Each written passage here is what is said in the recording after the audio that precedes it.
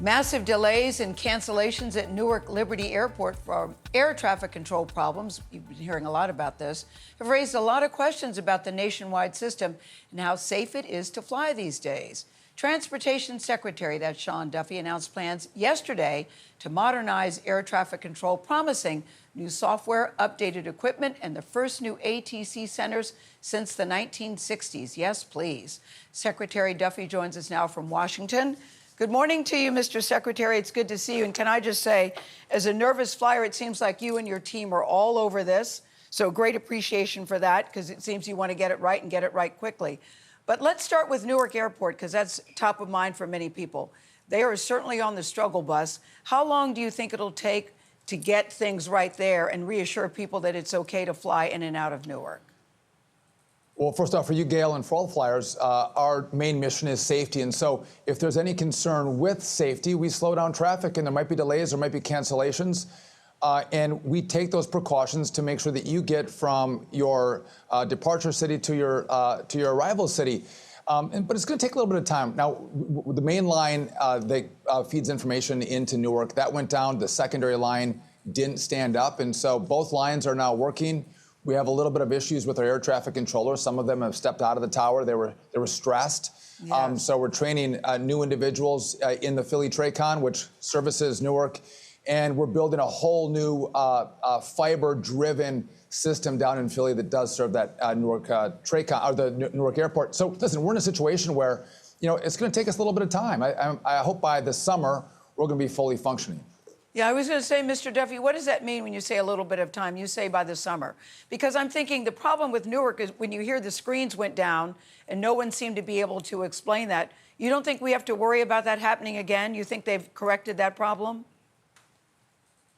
Well, in Newark, both lines are working. And so, listen, yes. And if both lines do go down, there are emergency procedures, backup procedures that we take to talk to airplanes to make sure they stay separated. But, Gayle, I'm concerned. I mean, yeah. This system that we use, much of the equipment you have to buy on eBay. No one makes it anymore. That's how old the system is that we fly on today, which is why yesterday I called for a brand new infrastructure plan to rebuild everything across the spectrum for air traffic control. It is well overdue in America. And I think what you've seen in Newark is you're having failings. And when you have the failings, you take a look at the whole system. And could other parts, have issues? Of course, it could have issues. But that's why it's a call to action to do this for America, so you always feel safe when you're flying, Gayle. Yeah, you've said, you basically said all hands on deck. I think the figure you gave was $12.5 billion, and you said it could exceed that, and that you're hoping to get the money up front from Congress. How is this going to play out, do you think?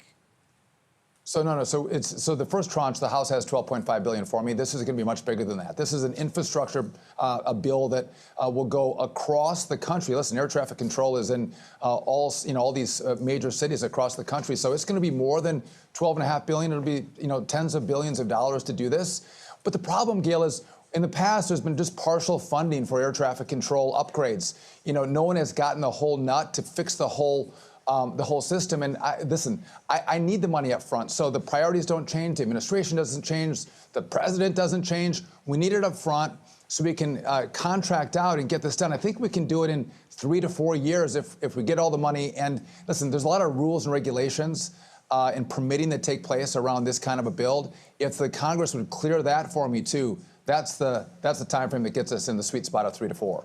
And so what are you doing, Mr. Duffy, to make sure we get to that sweet spot and they pay attention to what you're saying?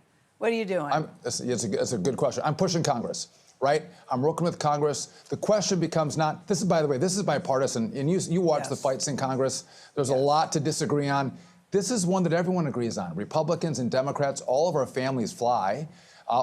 Many of us fly. And so the question will become, what vehicle do they use, right? Does it go in reconciliation? Is there other forms that they can push to get us all the money?